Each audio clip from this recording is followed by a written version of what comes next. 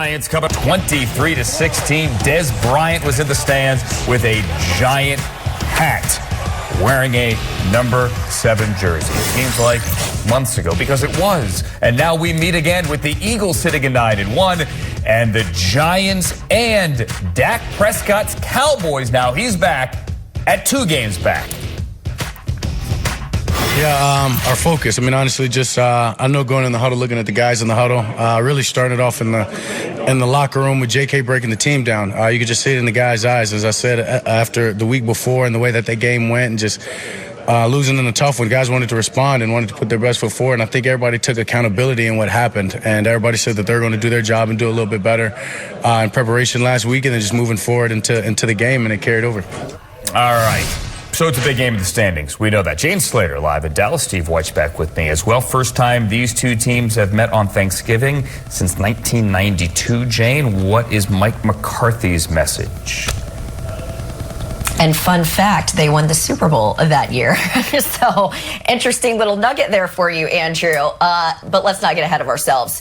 I think the one thing that the team is trying to do themselves is not get too ahead, handle success. It was even Dak Prescott who said, interestingly enough, it was head coach Mike McCarthy at the beginning of the season who chose the word resilience, not really knowing what was in front of them. Of course, they had the injury starting off the season to left tackle Tyron Smith, and then you had the rookie that was able to slide in there and fill his position so well, though, that they're going to have Tyron Smith coming back here in a couple of weeks. They'll slide him back over to left guard, and then you have Tyron Smith there at left tackle.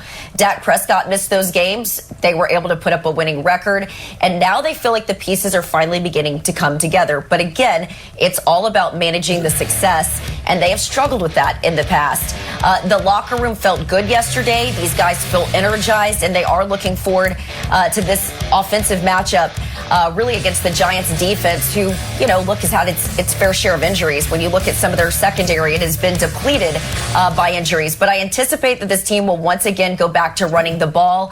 You know, I sort of asked Dak Prescott, I said, dumb question, if the 2 running back system works so well, why haven't you guys been doing it? And he essentially said it's the ebb and flow of the game. Stats don't always tell the story, but this is a team that wants to run the ball first, and this would be another good week for them to do it against this opponent. Yeah, run the ball against a team that got gashed, Steve, on the ground last week. Yeah, this is going to be a big test. First off, let's flip to the other side of the ball real quick for the Giants. 4 rotational offensive linemen aren't even making the trip. So that offensive line blocking for Daniel Jones, that's going to be tough. But let's flip it back to the defense, because that's where the onus is going to be. This defensive front is going to have to be stout against the Dallas run game. But what I see when they played the Lions and got gashed, remember the Lions use a fullback, right? Jason Kabinda was ringing guys up, that first defender, after that good Lions defensive front was all over Dexter Lawrence and Leonard Williams. So this is something that this Giants front, I think they're prideful. I think they understand that they got dominated physically at times, like you're seeing right here on this run. They'll have to step up, and they know the Cowboys. They know the personnel right here. And, you know, speaking with a Giants coach, he said, you know, in studying Cowboys OC Kellen Moore on Thursday nights, he kind of keeps things simple for a half, so they know they've got to kind of just be fundamentally sound for a half. Then he really opens it up in the second half, so they're really going to have to be on point mentally when they come out of halftime. All right, last time the Giants won a divisional game, Steve. Let's work into another fun fact. On Thanksgiving, any idea? I'll answer for you. A division game on Thanksgiving? Yeah, I mean, a division game on Thanksgiving. 1936, when they beat the Brooklyn Dodgers. How about that? That's a fun fact. We have a great research department. They're fantastic. Leather helmet days. 1936. All right, let's move on to a Sunday game. That's a Thursday game. Sunday game here being the Dolphins back after their bye. Tua Tagovailoa, and the Dolphins take a week off after beating the Browns. And now they're back at it as they face the Houston Texans. And we are back at it with our Cam Wolf. What does this one mean, Cam? Good to see you as the Dolphins try to keep pace in the AFC. Yeah, Andrew, the Dolphins belong in the conversation with the AFC contenders we've talked about all offseason, the Bills and the Chiefs. This team has been one of the best stories in the league, one of the most explosive offenses in the league, and they are not afraid to talk about their goals ahead of them. I just left the Dolphins locker room about 20 minutes ago, and this is a loose bunch, a confident bunch. Their quarterback, Tua Tagovailoa, was jockeying position with one of his teammates. They're talking about who would win a wrestling match. That's the vibe that they have around this team because they played excellent ball, particularly offensively. And Tua said it a few weeks ago, this is a team that's not afraid to talk about Super Bowls. They're not afraid to talk about the playoffs. And at 7-3, they are in a position to, along with the Buffalo Bills, compete for this AFC East down the stretch. If you look ahead in the schedule, there's a Week 15 game in Buffalo. That could end up being the AFC East championship game with what we're seeing going on with the Jets and the Patriots. The Dolphins and Bills could be those two teams. And when I talk to other teams and coaches around the league, they talk about just the impact that Tyreek Hill and Jalen Waddle have on defenses. Their motion that Mike McDaniel loves to run, they create a lot of problems, and they've allowed Tua, Jalen, and Tyreek to put up historic pace numbers. We see down on the screen, Tua's on pace to break a lot of Dolphins records. He's a guy who's probably playing better than any other quarterback not named Patrick Mahomes this season.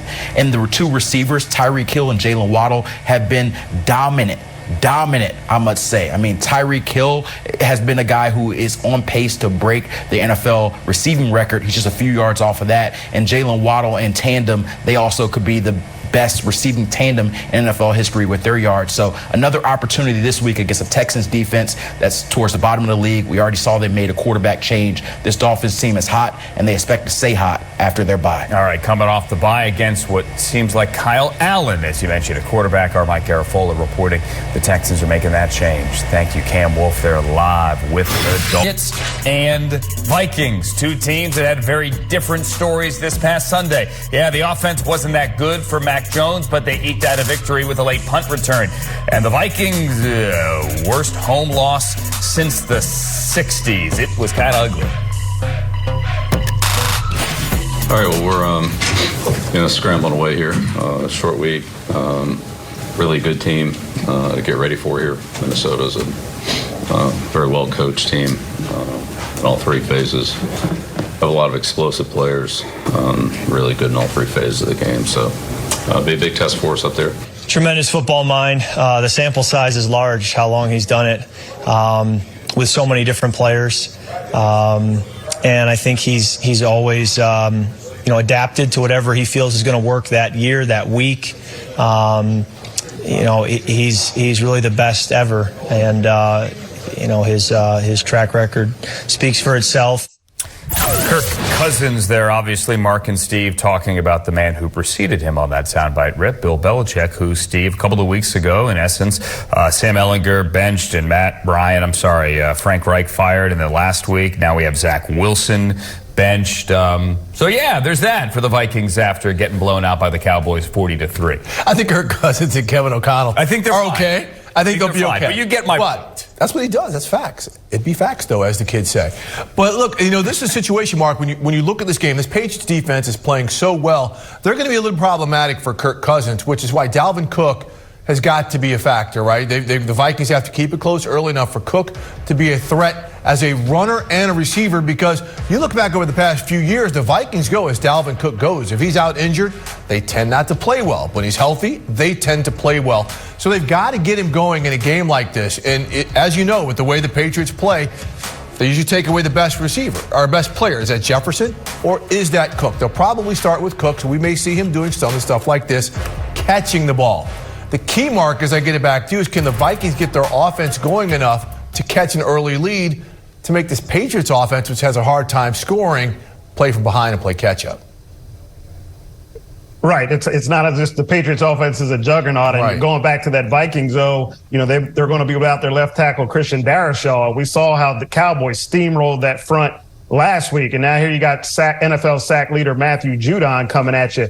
I think the difference is when the Vikings offense gets down, they just can't manufacture anything. But the Patriots offense has shown that they can manufacture offense and win games despite Mac Jones not being a prolific quarterback. As long as he stays out the way, he's got 4 touchdown passes, 7 interceptions this year. It's almost as if stay out of the way, Mac Jones.